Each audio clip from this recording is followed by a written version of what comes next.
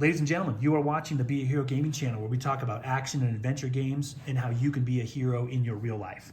One of the things that inspired me to make this channel was I found myself as a youth getting really caught up in gaming and kind of living my life out through a fantasy world. And in doing that, I neglected several areas of my personal life that I regret, wish I could have changed, but the past is in the past and I can only change moving forward here. So later in life, I realized that there's things that I can do where I can be the hero in real life, whether it's physically or socially. There's so many different things you can do to level yourself up in real life. And so that's what we talk about on this channel, as well as gaming. One of the things you can do to really level up in real life is listen to the opinions of other people and express your opinions. And so with that said, I encourage you to make a comment, tell me why you think I'm off, tell me what your opinion is, and I would love to discuss that in a friendly, diplomatic way with you after we get done covering these games here.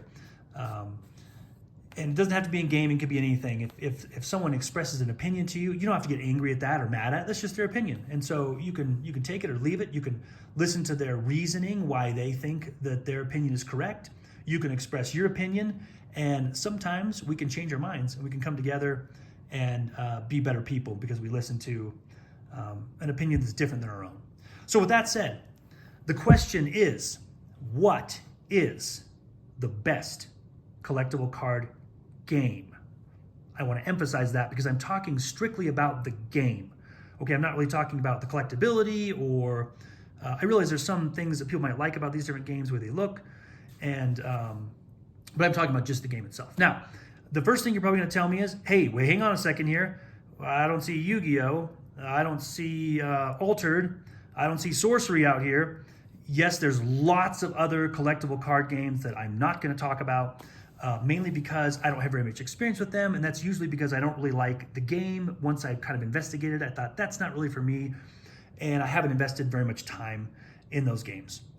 Again, my opinion could change. I could find another game and think, man, Altered is the best. I wish I would have played that a long time ago. But where I'm at now, I haven't really explored any of those other games. I'm just going to talk about these four here. And again, I'd love to hear your thoughts. Just a quick rundown here. Again, what's the best collectible card game? We've got Magic the Gathering. That is the longtime favorite. Been around for a long time. Has probably the biggest following of all of these games just because it's been around for so long. Pokemon, not far behind it. And in fact, I will say, man, me and my family love these build and battle boxes. Last Christmas, we all got together and we all opened one of these up and had a Pokemon tournament and had a blast. We made a bracket and everything, had prizes for the winners, and really had a good time making a build and battle box and just playing out the tournament. Had a great time. Star Wars Unlimited is fairly new. And Flesh and Blood also a little bit newer, but really in the spotlight lately. Now, I'm sure many of you are probably familiar with a lot of these games. Magic the Gathering, been around for a long time. You're a wizard casting spells, and whether you're playing a standard game with 20 life or a commander game where you have 40 life, you're trying to eliminate the other player's life by attacking and casting spells. Pokemon. You have a active Pokemon that's out front, and you have some other Pokemon on your bench. You give them energy to use their abilities. You attack the other Pokemon and knock them out. As you knock them out, you draw a prize card. And once you are done drawing your prize cards, you win the game. Star Wars Unlimited. You have a base and a leader, and you're trying to destroy the other person's base. You can attack that either on the ground or in space.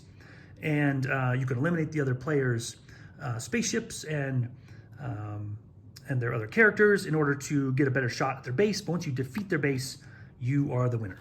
Flesh and Blood, you have a main hero. This is the game I have the least experience with. I haven't played this game a whole lot, but you have a hero that you, again, are trying to defeat the other hero. You can equip yourself with weapons and armor in order to protect yourself, in order to be a better attacker. You have different attack moves that you can do to attack the other player and try to bring them down.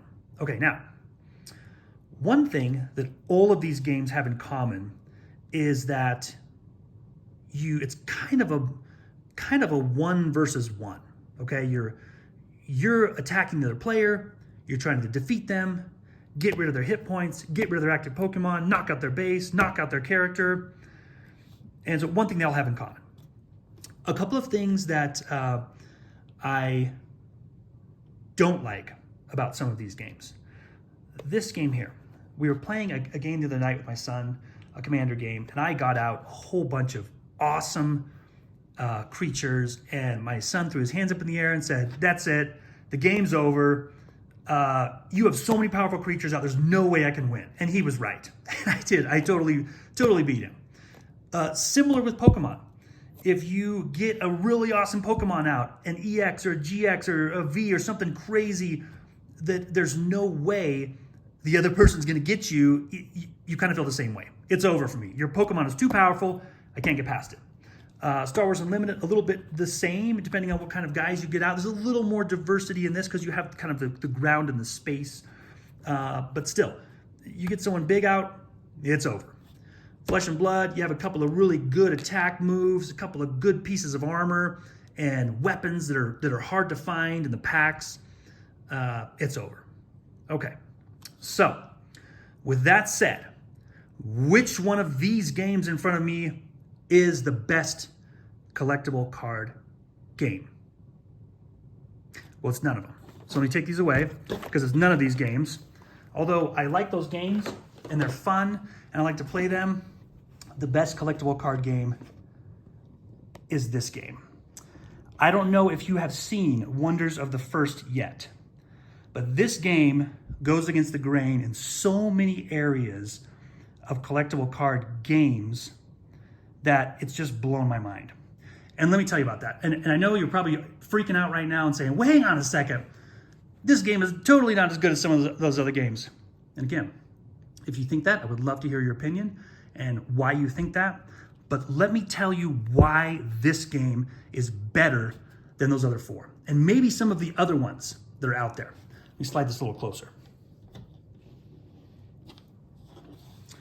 In Wonders of the First, you can see there's 7 stones at the top of the mat there. You are vying for control of the most stones by the end of the game.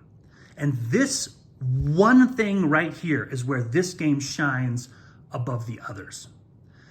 As you play the game, round 1 is unlocked in round 1, and then round 2, round 3, and so forth until round 7. All of the realms are unlocked and you can play cards in any realm and try to take control of one of the stones.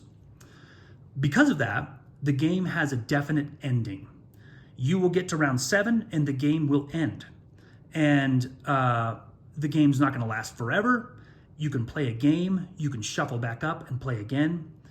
But the way or the reason this game shines the most and far outshines those other games is because if I have Emma Shockbite in this lane here, which the other player might think, I don't have anything to go up against that, that's only one lane.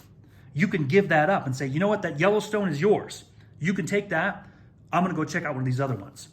And it was so refreshing to play this game after the commander battle that my son and I did the other day, where he threw his hands up in the air and said it's over because you have so many Necrons out from your Warhammer 40K deck that there's no way I can defeat you. In a game like this, if you have a powerful wonder in a certain realm, there's still a possibility you could go to another realm. You could give that one up and say the Yellowstone is yours, I'm going after the Redstone, or I'm going after one of these blue stones over here. And it's almost like a collectible card game and chess have come together because you're playing the cards to the different lanes, but you're also trying to strategize where you want to focus your firepower. There's not one area. There's not one Pokemon you're trying to take out. There's not one wizard you're trying to defeat. There's not one warrior or one base.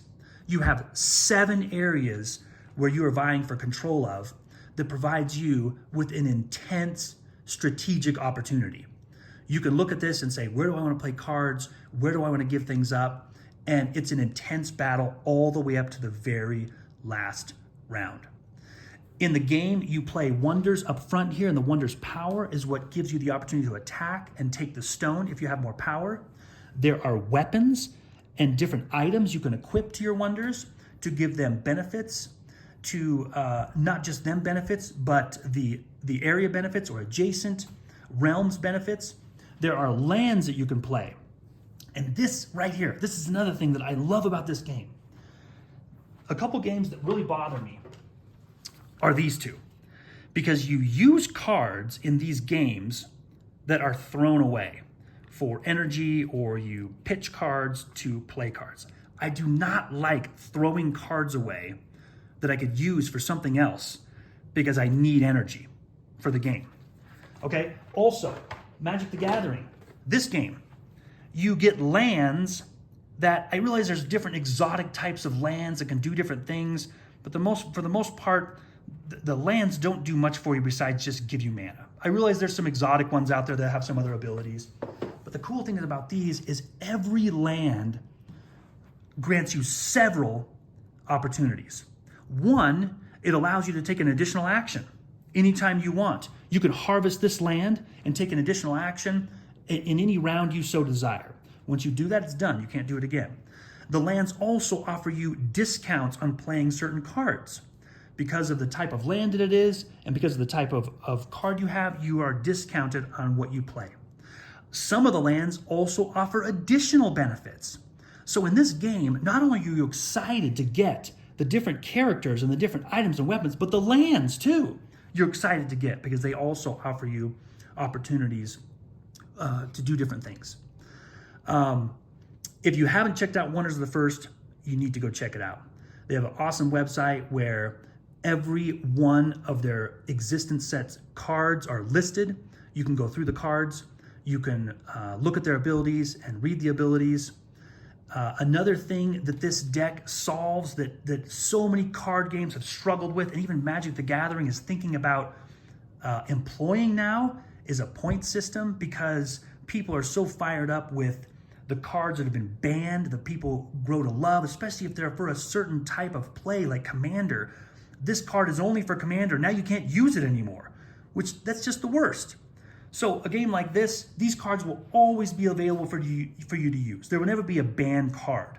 If you grow to love a certain card, a certain character, there will never be a time when you can't use this card anymore. It's gone. But the card's point value will increase. And so if you want to put it in your deck of 1,000 points, it's going to cost you a little bit more. You have to make room for it with some of your other cards. But the thing that is so awesome is these cards are here to stay. None of these cards are going away. None of these cards are banned. You have opportunities for strategic gameplay in all the different lanes, and all of the cards are interesting. And there's only 4 types so far. There are wonders, and there's spells, and items, and lands. And that's all there are, those 4 types of cards. But in each one of those types, there is a huge variety of different abilities and different characters for you to fall in love with and play. I am convinced that Wonders of the First is the best collectible card game. Again, the game itself does not come out until early next year, but these are some playtest decks you can buy from the website. You can print stuff off yourself so you can play and try the game out. But I'm convinced that this game has solved so many of my issues with other collectible card games. If you have a different opinion, again, I would love to hear it. I would love to discuss it with you in a friendly, diplomatic way, and would love to hear your thoughts. And everybody should feel that way. Everybody should feel open to sharing their opinions with other people and listening to other people's opinions and their reasonings for the reason that they feel the way they do. We can come together, we can come to terms. Sometimes our minds are changed, but I don't think my mind's gonna change anytime soon on this game. With that said, you guys take care. Thank you so much for watching. Play games, check this game out, and be a hero. Take care.